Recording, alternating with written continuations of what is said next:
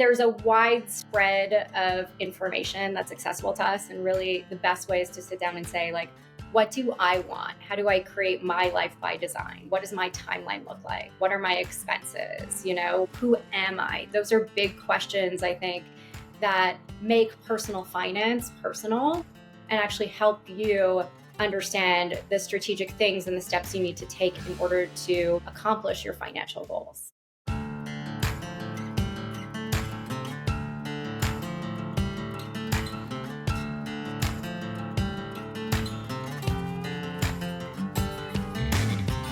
Constructing your life is about much more than just building a bank account. Each week, join real estate entrepreneur and mindset coach Austin Linney as he interviews guests who are constructing their dream lives and impacting the world around them on a daily basis. If you're an entrepreneur or wanting to start a business, or you just want to hear motivating stories of how others have overcome the odds, you are in the right place. And now for your host, Austin Linney. Guys, welcome back to Construct Your Life. My name's Austin Linney. I have the great Melissa Lindsay Freedman here. How are you doing? Fantastic. Thank you for having me, Austin. It's great. It's great to have you. So my new question that I've been asking everybody in the last couple of weeks is before we get started, what are you currently obsessed with? This can be business, or it could be with your clients, or it could be in your personal life. I'm obsessed with leaning into the joy of my life right now, just like having fun with loved ones and friends and really just enjoying being present in the moment. And what is the hardest part of that when you're doing something very similar? What's the hardest part for anybody out there? I think the hardest part is really balancing my thoughts and trying to not allow my thoughts to get away with me, because I'm constantly thinking of okay, am I showing up and doing all the things that I should be doing for my clients? Am I showing up and doing all the things that I should be doing for my loved ones? Am I really being, authentic and being true to my word in this very moment? And I need to pull myself back and be like, no, just be present. Because I think the presence is such a gift these days. Is what's really giving me that joy, is just being fully engulfed in the moment. Well, I think as a theme, everybody should definitely consider. So the question remains is what do you do, which is very multi-layered, but what do you serve your clients in? What are you creating? Yes, I am a wealth educator and coach for women. So really helping support women through creating their wealthiest life by their own design. And that means sitting down, going through their finances, their investments, really understanding how they want to craft their financial life in order to accomplish their goals. And what's interesting, we talk all the time about health. That space is very, full. Let's just say supplements, trainers, it's kind of been around forever. Money, wealth, it's kind of, especially when our parents grew up, is, they don't talk. I just heard it on a show the other day. You don't talk about money, son, around people. I think we're more open to it these days. But kind of, is there a stigma or kind of mystic kind of, let's say, feel of kind of like talking about money and stuff like that with people? Oh, yeah, especially with women, there's a lot of shame around talking about your finances and being transparent about your finances. And so I've partnered with an amazing friend here in Austin, and we're actually doing free events for women on a monthly basis to break that stigma and that shame and really create spaces where women can be vulnerable and transparent about their finances so that they can elevate to the next level. Because if we're not being honest with ourselves, how can we actually start taking the steps towards the things that we desire? And I tell everybody all the time, so I've coached hundreds of people through drug addiction, divorce, all the above.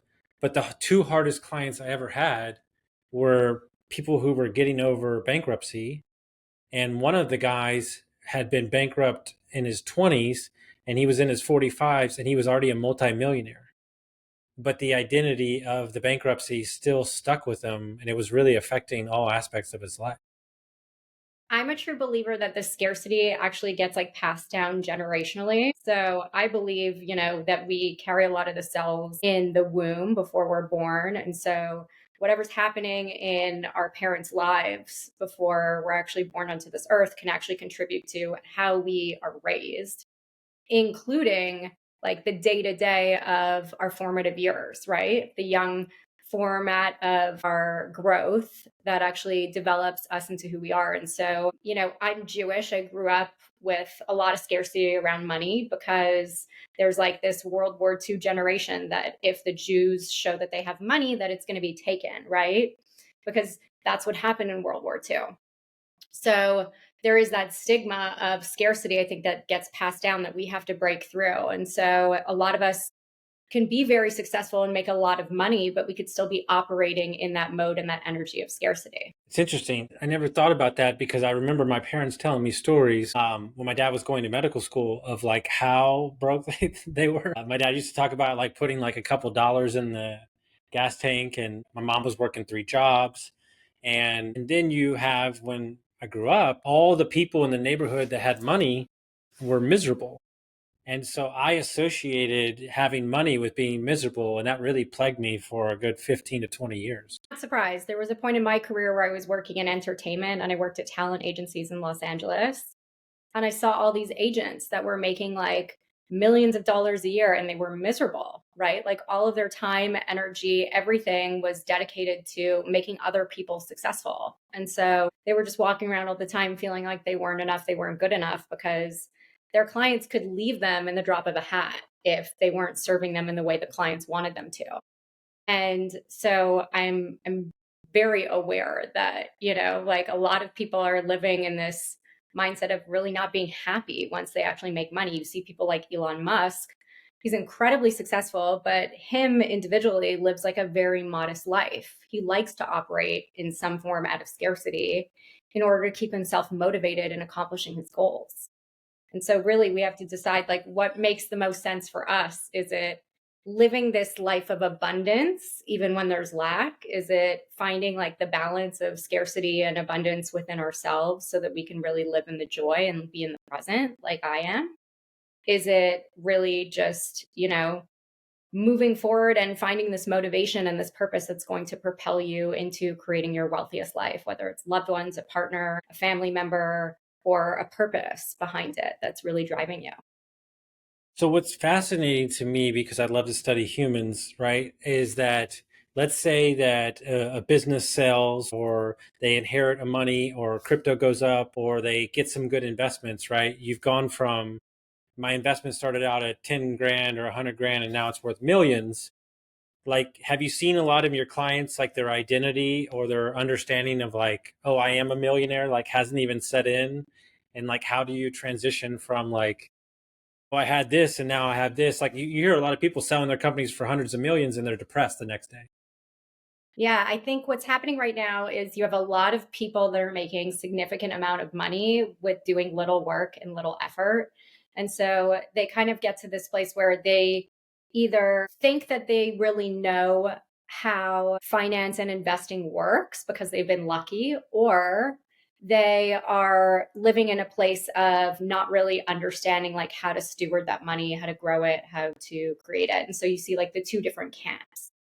And I'm seeing a lot of women that I work with individually that actually don't even realize that they have a multi-million or $1 million portfolio. Like, I love getting on a call with a woman and being like, do you even realize that you're almost a millionaire or that you're a millionaire? Because sometimes they're surprised and they're shocked. They're like, wait, I have money in so many different places. I don't even know that that's what my net worth is. And I think that's why sitting down sometimes and really mapping out like your live net worth and how you got there is really crucial to understanding yourself as a financial individual. I love that. And so, are there common themes, while we stay on this trend, is there common themes like money mindset wise that people have like indoctrinated, whether they came from their parents or themselves, that you see that you have to break through their subconscious? Yeah, I see a lot of women that say that they're like not good with money, that, they're afraid if they invest, they're going to lose it all, that they're looking to male counterparts in either like their personal relations or as an advisor to basically tell them what to do and how to do it. And so women technically usually default to the males in their social circle or their personal circle to support them. And they almost like idolize these individuals thinking that they know more than they do, and they don't necessarily. It's so true. And I think that one of the things that we talk about with a lot of my business partners is like, there's too many voices. There's nobody understands what's going on. We're reading, like, I know this is about to sound terrible, but we're reading too much.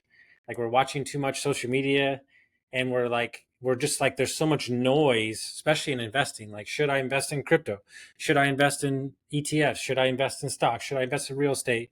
What is your advice to everybody out there? Because there's just so much noise when it comes to investing. Silence the overwhelm and really sit down and ask yourself, like, what do you want? What are your end goals? So, what is your timeline? Understanding what your risk tolerance are. These are all the pieces that are helping you understand who you are as a financial individual, because there's unlimited options. And with AI, there's going to be even more options. Like, I'm seeing every day things are popping up where people are like, I have this bot trading platform. I have this quant trading platform. I have this, I have that. I have this technical analysis AI. I just met somebody the other day who told me that he created his own technical analysis AI for trading. And so there's a wide spread of information that's accessible to us. And really the best way is to sit down and say, like, what do I want? How do I create my life by design? What does my timeline look like? What are my expenses? Who am I? Those are big questions, I think, that make personal finance personal and actually help you understand the strategic things and the steps you need to take in order to accomplish your financial goals. But here's the problem.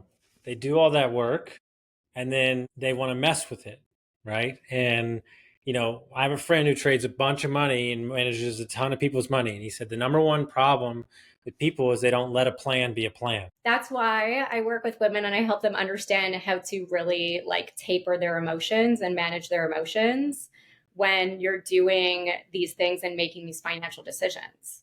So step one is understanding who you are. When I'm working with somebody, step two would be understanding what your gut and emotional reactions are. Like, how do you deal with decision making? And step three is outlining all your options and then actually making a decision from a regulated nervous system, from an emotionally safe and stable place, because we act very erratic when it comes to money, right? Because we're living in this world where everything is programmed at us, like fear, scarcity, lack. And so we're going to be really erratic, hoping that that's going to create safety for us. But that's actually not the way to create safety. The way to create safety is to just really feel balanced in your own emotions and take steps and actions in that energy. And what's interesting is you are one of the only people I've heard, maybe I just haven't been paying attention, to correlate nervous system regulation with investing in money. When did that come on your radar? And I'd love to hear more about an understanding of that. It came for me in my own journey. I was dealing with a lot of health issues.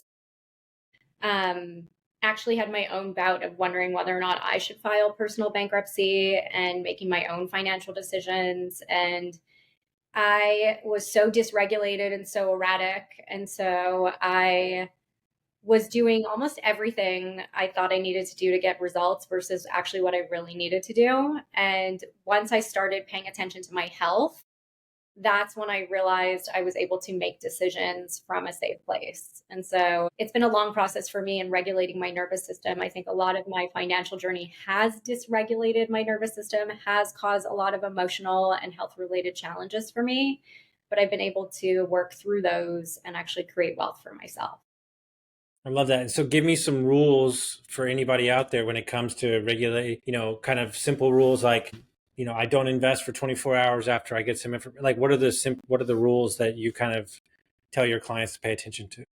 Ooh, I mean, I don't know if there's any specific rules. It's more so just the actions that you need to take in before actually making a decision. So I think the actions are more so sitting down, understanding what your options are, again, assessing what your desired outcome is. Because if you're investing or going after something hoping that you're going to get a short-term payday, that's usually not the best first step in investing.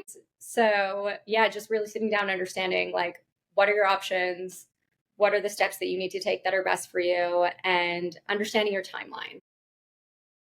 If you actually need a short-term timeline, then sometimes getting leverage versus investing is a better option. And what's interesting is I had a guy who was trading pretty big, and he said that he had a rule where he would never make a trade or sell by off of his mobile phone because he felt like that was reacting to the moment instead of sitting down and being at his computer. And I love that one. And, simple as like, I don't make a big decision for 24 hours. Like how many times have you wanted to send that nasty email and then you kind of wait and you're, like one of those tricks, like send it to yourself first and then like read it later. Like we're so reactionary when it comes to money, and we plan our health, we plan our meals, we plan everything. But I find it hard pressed to find that a lot of people actually have a wealth plan set up. A lot of people don't.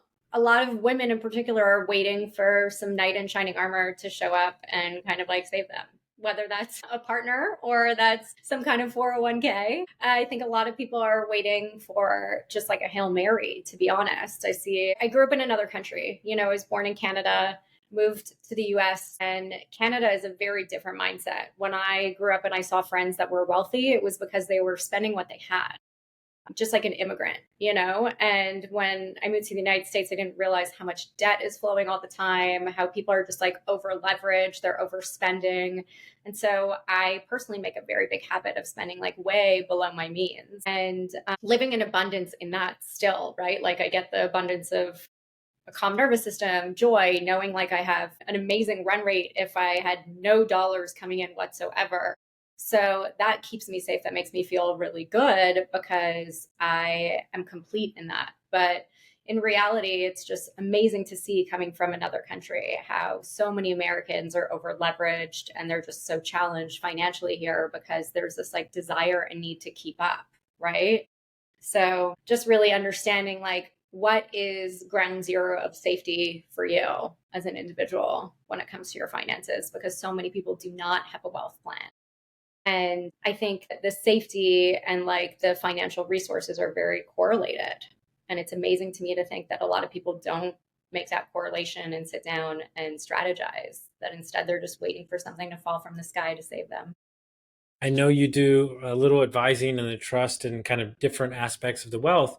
I remember hearing a story from a guy who was extremely wealthy, and I think he had like 5 to 6 binders with a picture and a contact information of every asset and every location of everything that he had for his wife if something were to happen to him.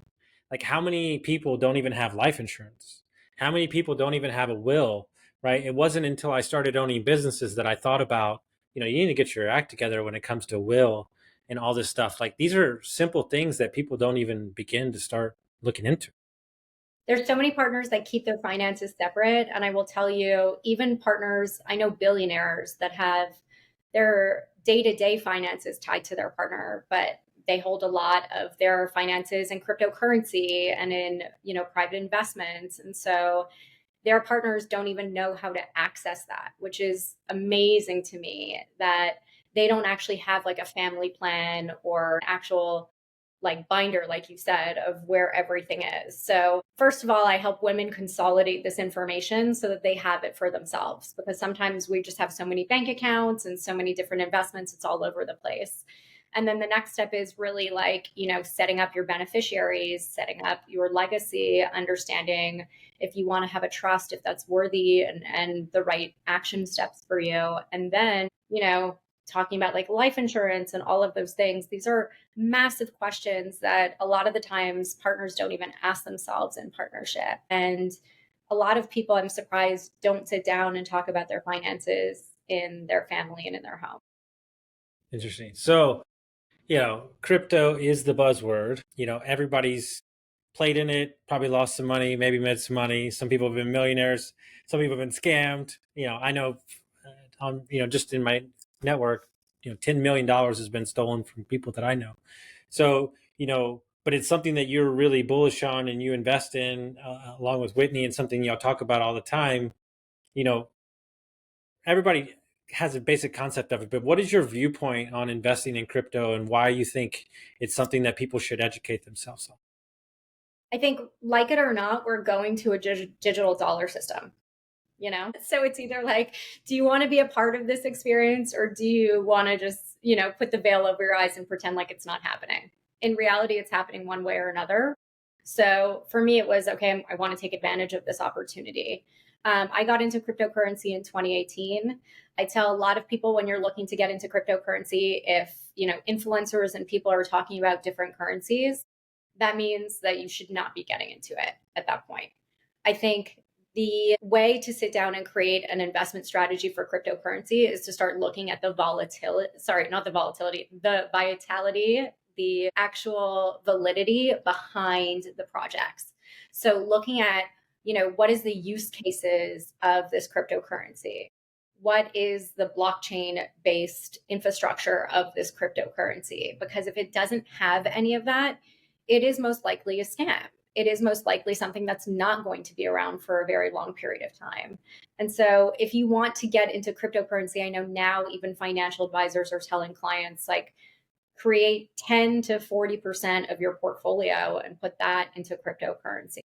What does that mean for the average person? Well, I would say just start dollar cost averaging into some of the 4 or 5 top cryptos that you see people are investing money into.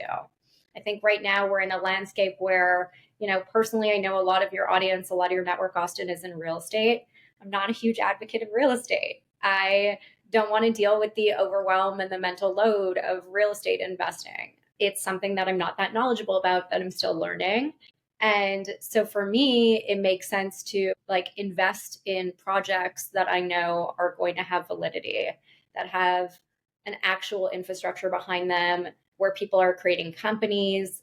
There's different industries that are building on top of these blockchains. And so some of those may be the basic, Bitcoin, Ethereum, Solana, Ripple that you keep hearing about over and over and over again.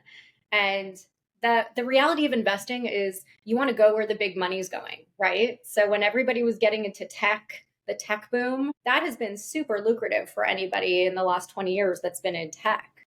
Right. So why go and chase something like a meme token versus actually putting your money into something that's actually going to build infrastructure? So I'm a firm believer in finding projects that have validity and that people are building on. And if you're new to crypto, I would say, look at those 4 that I mentioned. Talk to your advisor, talk to your registered investment, advisor, and people that are just supporting you along your wealth building journey. Love it. And then, so when it comes to stocks, which is not my specialty, you don't have to go crazy deep, but what's your kind of, if somebody's thinking about dipping their toe in the stock market, what do you look for? Yeah. Well, I mean, it just depends based on your risk tolerance. I would say the first thing I say is before you start investing in anything, sit down and assess your risk tolerance. Because when you go to the average financial advisor, investment advisor, or wealth manager, they're actually going to bucket you into a conservative or moderate risk tolerance. And that's because they don't want to take on a lot of the risk if they lose some of your money, or if they, you see one year it pops off and you make like 20 to 60% gains, and then the next year you don't make those exact gains. They don't want to be financially responsible for that. So they're going to bucket you into a more conservative to moderate risk tolerance.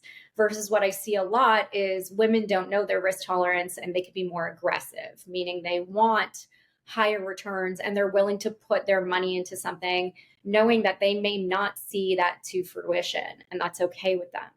I'm a super risky and aggressive investor. And so I am heavy into crypto. I'm heavy into private equity. I'm heavy into all these alternative asset classes that are incredibly risky that the average person may not want to be in. So sitting down and looking at stocks, I would say, based on your risk tolerance and understanding which stocks are going to fall into those different buckets. You could easily start with just going into the S&P. All of the old financial adages, everything that Warren Buffett and Charlie Munger have been saying for decades, that still reigns true.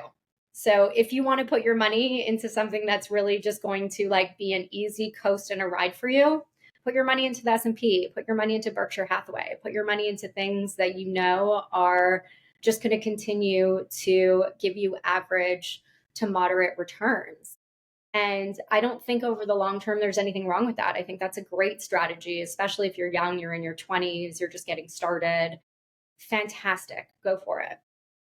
Love it. And so to wrap us up here, why are you, tell people what you're creating, obviously that's going to launch soon, but also why are you and Whitney so into creating community for these women? Like what is the kind of the driver behind this? Yeah, I'm really excited to say that Whitney Woodcock, who has a women's crypto investing community, and I have birthed this beautiful free event that started in my home here in Austin. And we bring women together to break down the shame, vulnerability, and transparency around finance and wealth. And so, really helping women understand how to basically just feel empowered about their personal finances and become really empowered investors. And that conversation is usually a very like emotional and sisterhood based conversation. It's a safe space where women can come together. And we're partnering with a bunch of different locations here in the Austin area, and we hope eventually to expand it beyond just the state of Texas. But we've had amazing women fly in from all over the world to come and join us, and we've only been hosting this event for 5 months. It's been incredible. And for myself individually, I am in the midst of launching the Wealthy Women's Community, which is a space for 6 and 7 figure female investors to break down the shame around their finances, really understand how to set themselves up as a financial individual and create financial strategy for themselves in a like minded sisterhood that's going to support their accolades. Because I think when you're a single woman, just going through the financial journey by yourself, whether you're in partnership and you're just like a financial independent on your own, or you're actually single, really trying to navigate the world of personal finance and investing, it can be incredibly lonely. And so I have decided to create a space where women can come together and support each other in our accolades. Absolutely amazing. So if people want to track you down, they want to sign up for one-on-one coaching or join the community, what's the best way to do that? You can find me on Instagram at Melissa Lindsay Freedman, or you can go to wealthywomenscommunity.com. I love it. Guys, wealth is something that people don't talk about, but you better get clear on it very quickly because it's coming. The new $100,000, the new 500,000, and so on and so on. Things aren't getting cheaper. That's only getting more expensive. So the more you put your money to work for you, the better it's going to be for you. So you can be sitting on a beach somewhere or in a river or mountain, wherever you want to be. So thank you so much, guys. Share this around, send it to a friend, and we'll see you next time.